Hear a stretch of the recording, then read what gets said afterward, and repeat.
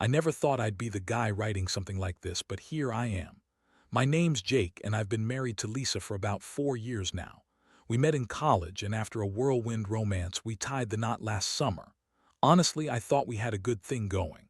We had our struggles, sure, but I always believed she was faithful, honest. I mean, she's the love of my life, right? Or at least she was. The first signs of trouble started a few months ago. Lisa became oddly defensive when I asked her where she was after work. She'd brush it off, say she was at the gym or out with friends.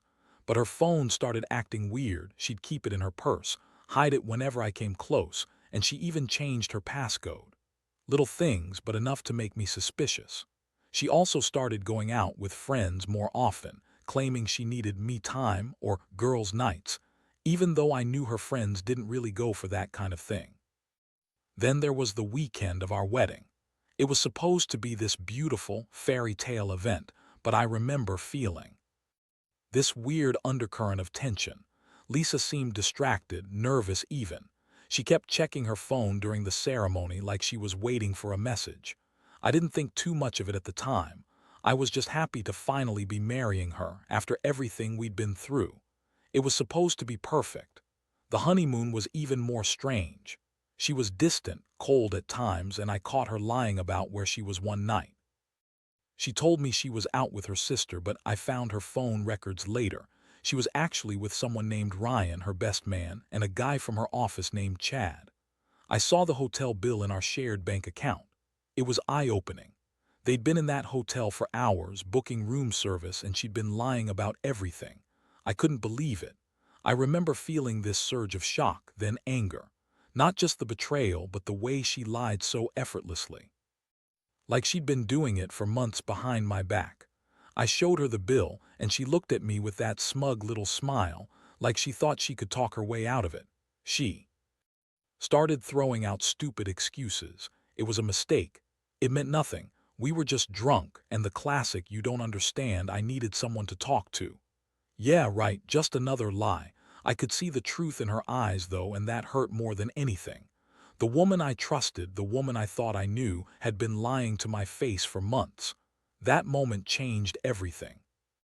I felt like the ground had shifted beneath me, like I was standing on this fragile ice that was cracking apart. How could I have missed all the signs? How could she have been so cold, so manipulative? I was furious, devastated, and honestly, I didn't know what to do next. It was like I'd been punched in the gut, and all I could do was stare at her and think, why? How did it get this bad? After I saw the hotel bill, everything else kind of blurred out. I remember sitting on the edge of our bed, just staring at it, trying to process what I'd found. The bill wasn't just a few drinks or a late night out. It was a full-blown affair. Multiple nights, multiple charges. And the worst part, the hotel was just a few blocks from our place. That meant she was going there probably even when I was at work or out of town for some reason. I felt this combination of betrayal and anger that I can't even describe properly. The next morning, I knew I couldn't keep this bottled up. I had to confront her. I was furious.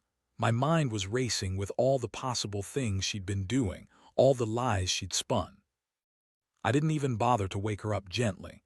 I just stood in the doorway of our bedroom holding the bill and watched her sleep.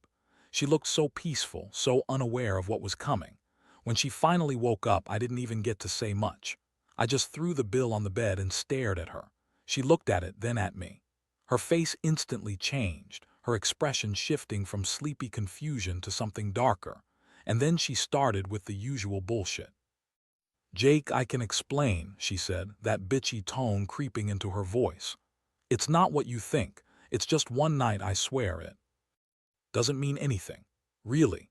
I shot back, trying to keep my voice steady, though inside I was boiling.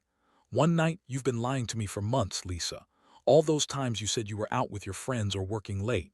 Turns out you've been with him, with Ryan, in that hotel. How do you explain that? How do you explain the fact that I found the damn bill?" She rolled her eyes and scoffed.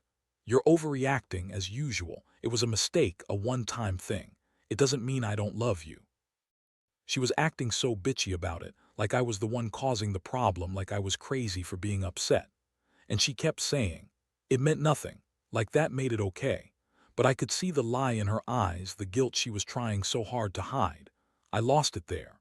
I told her I couldn't believe she'd been lying to me all this time, that I couldn't believe I married someone so manipulative and selfish. I asked her how many other guys she'd been sleeping with, how long she'd been sneaking around. Her answer, she shrugged and said, "It's just sex, Jake. It doesn't mean anything.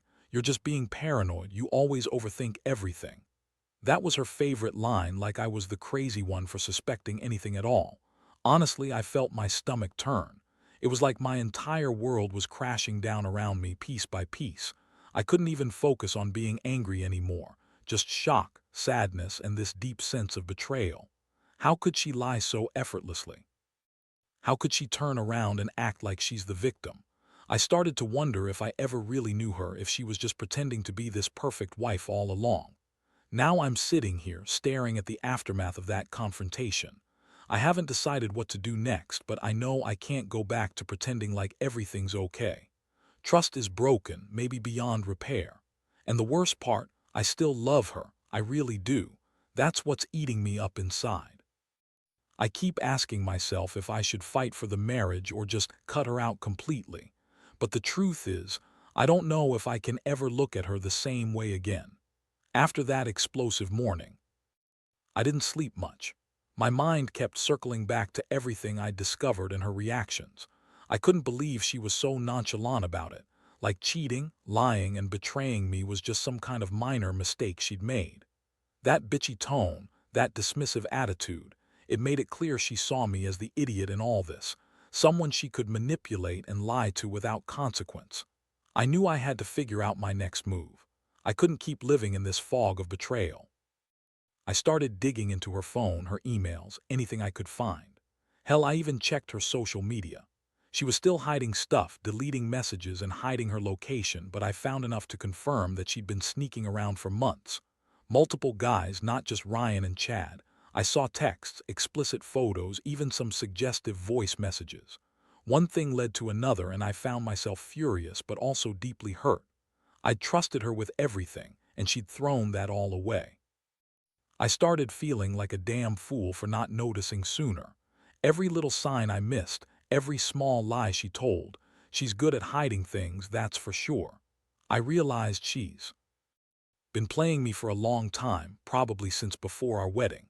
I decided I needed to confront her again, but this time I wanted to get to the truth. No more excuses, no more bullshit. I set a time to talk later that day, and I prepared myself for whatever she'd say. When she came home that evening, she looked annoyed, like she'd been caught in a minor inconvenience rather than a major betrayal. I could see it in her eyes. She knew I'd found out more, and she was trying to keep her composure. As soon as she sat down, I didn't hold back. "Lisa, I've been digging," I said, trying to keep my voice even but angry. "I found your emails, your texts. You've been lying to me for months. How long has this been going on? Tell me the truth. I deserve that much." She scoffed and rolled her eyes. "Look, Jake, I don't have to explain myself to you. I told you it was a mistake. I was upset, overwhelmed. It's not like I planned it. You're just being paranoid." "Paranoid," I shot back. "You're the one sneaking around, lying about where you're going, hiding your phone. Do you even realize how much I've been hurting, how betrayed I feel? That hotel bill doesn't lie, Lisa. It's right there. You're sleeping with other men and you're acting like it's no big deal." She slammed her hand on the table, her voice rising. "You don't get to accuse me of everything. I made a mistake, okay? I didn't mean for it to happen. It's not like I love those guys. It's just sex, Jake. That's all it is. I don't love them. I love you. I just needed, I don't even know, someone to talk to, someone who paid attention to me. Is that so wrong?" That hit me like a punch to the gut. I felt sick. How could she sit there and justify cheating just to feel appreciated? I looked at her, my mind racing, trying to understand how someone I loved could be so cold and dismissive. I wanted to scream, to break something, to make her see how much she'd destroyed. I told her she was selfish, that she'd ruined everything we ever had. I said I couldn't just forgive her, not after she'd lied so much, so convincingly for so long. Her response, she just shrugged again like she didn't care. That's when I realized she didn't see me as her husband anymore. She saw me as some obstacle she could lie her way around. I felt my chest tighten with anger and heartbreak. I told her I'd think about everything, that I needed time to process. But deep down, I knew the damage was done. Trust was gone. and I think I just started planning how to get her out of my life for good. I couldn't do this anymore, living with someone I couldn't trust who thought lying was okay and sex with other men was just a mistake. I was done pretending. The next few days were a blur. I couldn't eat, couldn't sleep. Every time I closed my eyes, I saw her face, that smug look she had when she was lying to me. I kept replaying everything I'd found, those texts, the hotel bills, her dismissive attitude. It all felt like a punch in the stomach, over and over again. I kept asking myself how I missed all of this, how I ignored the signs, how I let her manipulate me into thinking everything was fine. I talked to a few friends, but honestly, I didn't want to hear their advice. Most of them told me to just cut her loose, move out, start fresh. But I was still stuck in this weird limbo. Part of me wanted to fight for the marriage. Part of me just wanted to end it right then and there. The conflicting feelings were eating me up from the inside. I decided I had to have one more serious talk with her. Not just accusations, but a real, honest conversation. I wanted to hear her explain herself, if she even could. That night I sat her down again. She looked annoyed, like she was already over the whole thing and just wanted me to shut up. I started slow, asking her why she'd cheat on me, why she'd lie for so long. Her reply, "Jake, I was just so overwhelmed. You're so controlling, so suffocating sometimes. I needed to feel alive again. Those guys, they made me feel wanted, sexy. You don't understand. You're so boring sometimes, I just needed something different." That was her excuse, that I was boring, that she felt trapped, that sex with other men was just a way to break free. I couldn't believe her. I told her that her need for excitement didn't justify sleeping with other men behind my back. I said I felt like I was nothing to her, like I was just some guy she married because it was convenient. She just sneered and said I was overreacting, that I was insecure and paranoid. She called me possessive, like my feelings didn't matter. It was wild. I felt like I was losing my mind. How could she be so cold, so dismissive? She acted like I was the crazy one for being hurt, like I was overreacting because I cared too much. That moment hit me hard. I realized she'd been manipulating me the whole time, turning everything around so it felt like I was the problem. The woman I loved was sitting there, lying to my face, and telling me I was the one who was insecure. I wanted to get out, but I didn't want to leave her like that, not without some kind of plan. I told her I needed a break, that I couldn't keep pretending everything was okay. I told her I'd think about what I wanted to do, that I needed time to process all this. She looked at me like I was crazy, or like she couldn't believe I was actually considering leaving her. Deep down, I knew I was done pretending that this could somehow be fixed. I felt a mixture of anger, heartbreak, and relief. Relief that I finally knew the truth, even if it cut like hell. I was exhausted emotionally, but I also knew I had to start planning my next move. I couldn't trust her anymore, and I couldn't keep living in this fake world she'd built with her lies. It was time to decide if I was going to fight for my dignity or just walk away and try to rebuild. The days that followed were some of the hardest I've ever experienced. I kept replaying everything in my head, her lies, her dismissiveness, that entire weekend of betrayal. I couldn't believe I'd been so blind, so trusting, and now I was faced with the brutal reality that my wife, the woman I thought I knew, had been sleeping around with my best man and probably others, all while pretending to be the perfect wife. The pain was sharp, like I'd been physically stabbed every time I remembered her smug smile when she lied to my face. I decided I had to get some space. I moved into the guest room just to breathe, to think clearly. I spent hours looking at the hotel bills, her messages, trying to piece together just how deep this went. Every new discovery made my stomach turn more.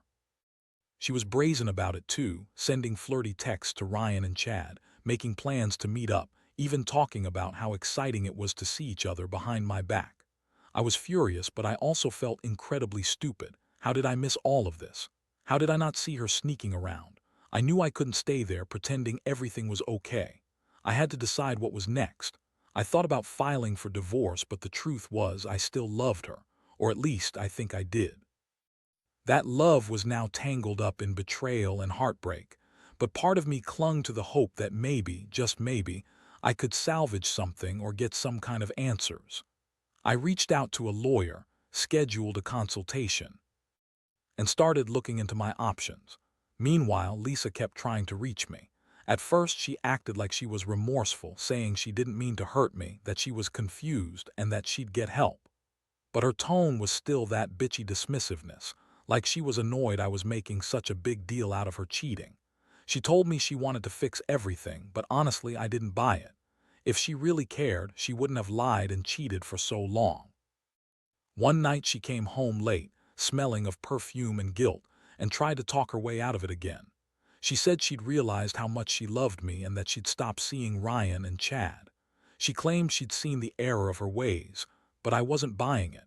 I told her I needed time to think, maybe even see someone to talk about all this therapy or whatever. I was done pretending to be okay with her lying to me to everyone for months. That was the moment I finally started to accept that this was probably over, no matter how much I wanted to believe her. She'd proven she couldn't be faithful or honest. I knew I needed to end it to take back control of my life. But it hurt like hell because I still loved her, or at least, I loved what I thought she was. The betrayal had shattered something inside me. I kept asking myself how I'd let her get away with this, how I'd been so blind. I guess the main lesson I'm learning is that trust is fragile, so fragile that once broken, it's almost impossible to repair. And that some people, no matter how much you love them, will hurt you deeply and then dismiss your pain like it's nothing. I'm not sure what's next for me, but I know I have to do what's best, whether that's fighting to save what's left or walking away and starting over. Either way, I'll never look at her the same way again. In the end, I made the decision to leave. Not overnight, but after a few days of processing everything.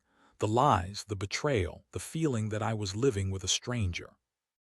I couldn't stay married to someone who had so little respect for me, for our vows, or for the truth. I packed up my things while she was at work, not to punish her, but because I needed to take control back. I needed to walk away with my dignity intact, even if it hurt like hell. It was the hardest thing I've ever done. Seeing her reaction, her fake tears, her angry accusations, her trying to guilt-trip me, didn't faze me anymore.